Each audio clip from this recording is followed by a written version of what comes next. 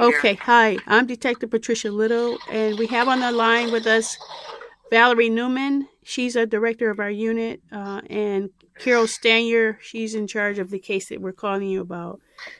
Go ahead, Val. Oh, no, sorry, I'm going to let Carol jump right in. So, Okay. Carol? Okay. Sure. All right. Ms. Riley, this is the case of Roosevelt Pettiford, and we have an affidavit. First of all, did you ever sign an affidavit? I did, let's see, I was I'm married now, so my last name is Zima. Can you spell that, please?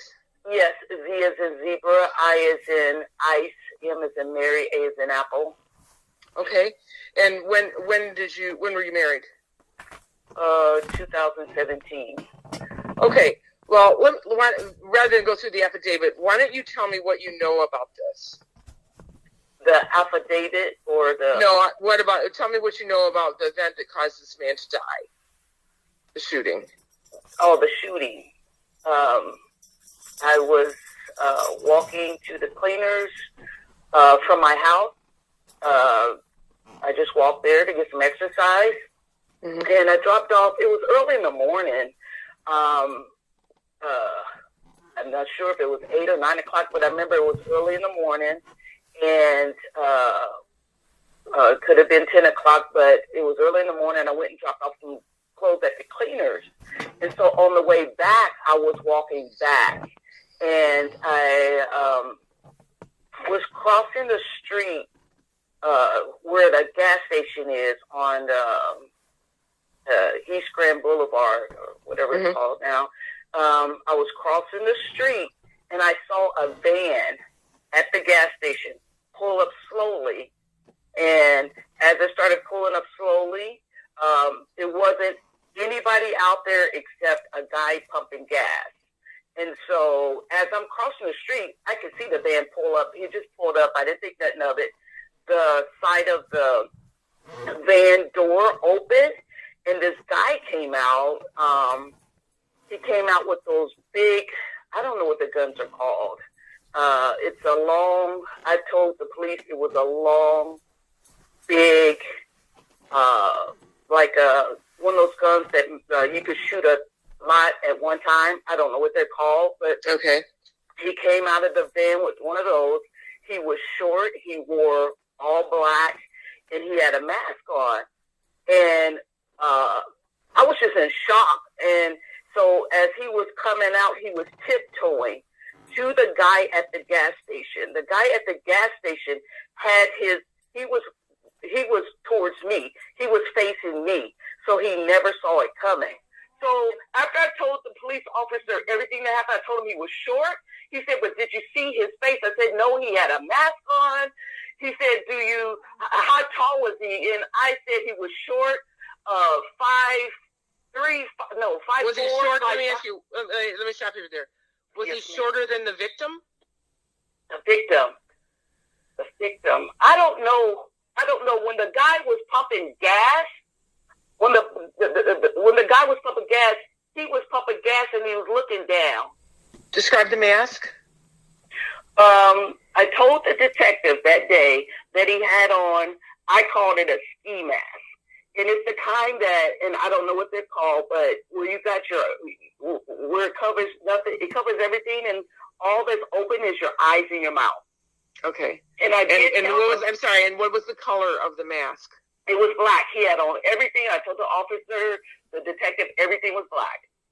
Could you see his hand? Any skin sticking out of anywhere in his body? You could tell the shade of his skin. Yes. I told him he was black. I don't remember if he was,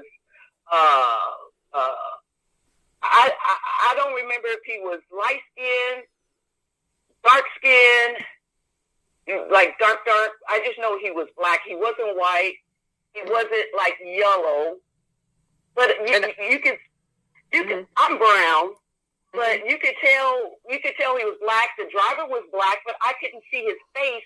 I don't remember his face. I'm just trying to remember everything. At the time of the murder, I don't recall the color of this, the color of that. But he was black. Okay. How tall are you? I am 5'3". Was the shooter, do you think, taller than you? Or shorter than you? Or the same size as you? I would say he was no taller than 5'5". And then what was his build like? Big, little, thin? He wasn't fat. He wasn't fat. He looked like Squad. He wasn't fat. He wasn't big he didn't stand out like that. It was just this short guy that came just tiptoeing up, and that's. But I know he wasn't a big guy, and he wasn't fat And he wasn't noticeably skinny or anything. No, he wasn't like real thin or anything, but he wasn't big. Okay, so did you actually see the shooter? I saw him shoot the guy until he fell. Once he fell, he kept shooting. Now, I was just in shock, so I stood there, and I didn't know what to do as he left. And so he said, because he had asked me my name, the undercover police officer off duty, and he said, you got to tell this police officer what you saw. And I said, I'm not telling them right here. I said, all these people right here, somebody can hear me, and something can happen to me.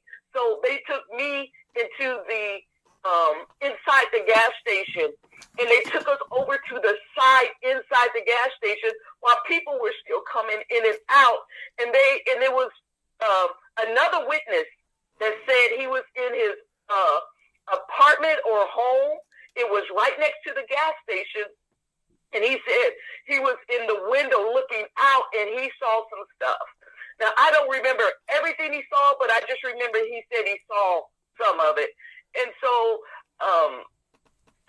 they were asking us some questions, and I wasn't revealing everything until we got to the detective's office. That's what I told. So the detective said, look, we're going to take y'all down to the precinct, to our office, so you could give a statement. And so I told him, okay. And then it was another guy. So it was three of us. It was two males and just me. So they took us in one at a time. They took those guys in first. I was sitting there was a bench outside the detective's office, and I sat there until they called my name. And then when they called me in, and the bench was just right outside the detective's door, and so he took me in there, and I was still shaking. So I couldn't even write down what happened. So he said he's going to write it. He said, you just tell me everything that happened. So, and he told me to start from the beginning. I told him I went to the cleaners. I was walking there for exercise. And when I left, I was crossing the street. This van pulled up, and he said, well, what color was the van? And I don't remember what I told him what color. I don't remember today what color the van was. And he said, do you remember the year of it? And I tried to explain. It was an older van. I don't remember all what it looked like. I just remember it pulled up slowly. A guy came out quietly, tiptoed. And I'm telling you, he really tiptoed with this big gun. And I tried to explain the gun to him because I never fired a gun. I don't know. I just know what guns look like from watching TV. Those big, long ones. They're black, and they're big, and they're long.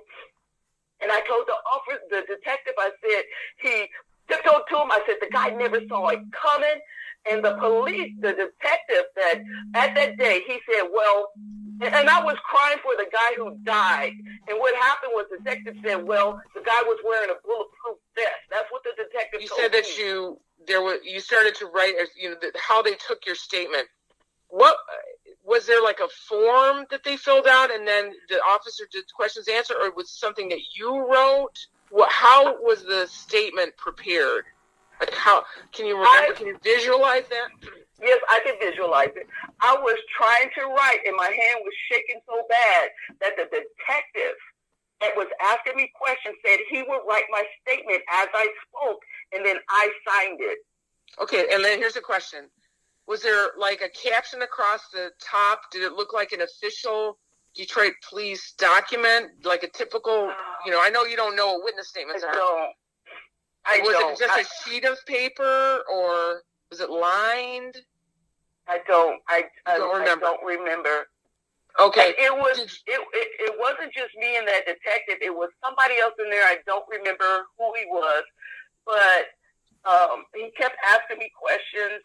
I kept telling him Did you give what happened. the officer your correct address? I sure did. I lived at Okay. 25 West Grand Boulevard, Okay. and I tell you what happened. I lived there, and I moved. It's up.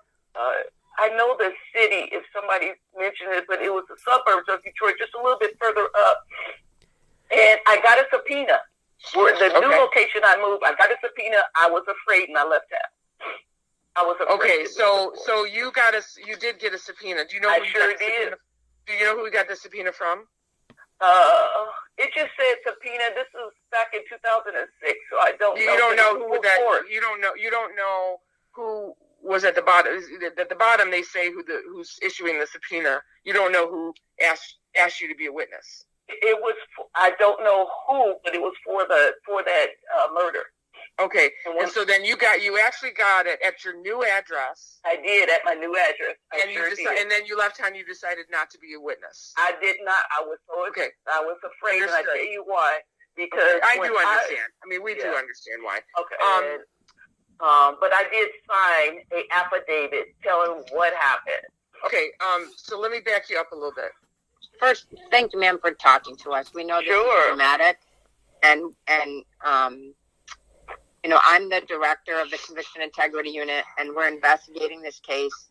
Mr. Pettiford is claiming, he was wrongfully convicted, and it's important to get it right. So if he was there, right, it's important that he stays where he's at, and if he wasn't there, it's important that we get the right person. So exactly, and so that's why I didn't trust the police, and I watched how they didn't protect me when I was giving my statement, and I was so scared to go to court.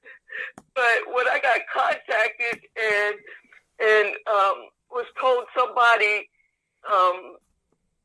the affidavit was told somebody went to jail. I didn't know if the guy did it or not, but I just wanted to tell what happened.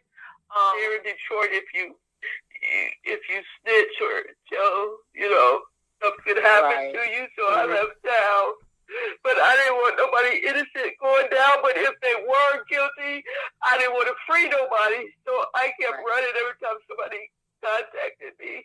I got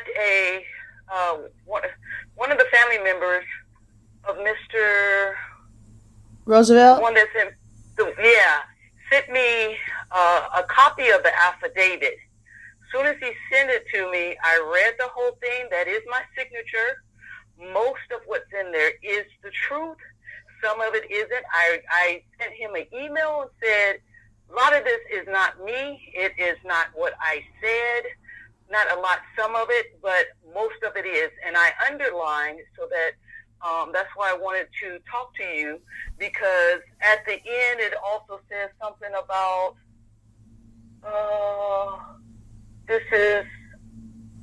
I have no reason to lie in this statement, and some of these aren't my words, so I wanted you to know, and so I told them I no longer want to talk to anybody unless it's Roosevelt's attorney or a prosecuting attorney, because I don't want my words twisted or changed. So I underlined I didn't know that some of the stuff that's on this affidavit was on there, because when y'all said, did I sign it, I did in my home, undercover or whatever she was. She showed me her badge, or she was some type of detective.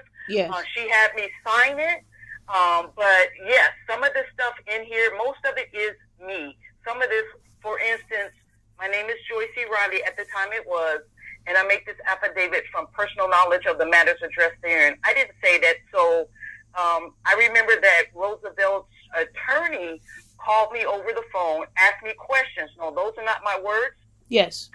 I was living at apartment 25 West Grand Boulevard in Detroit. That is true. On November the 1st, 2005, I witnessed the shooting. I never told them the date. I never told them the year. I don't even remember the date. And at the time, I didn't remember, so I didn't say those words. Okay. That took place at a gas station located. I also sent an email to the family members like, I didn't say this.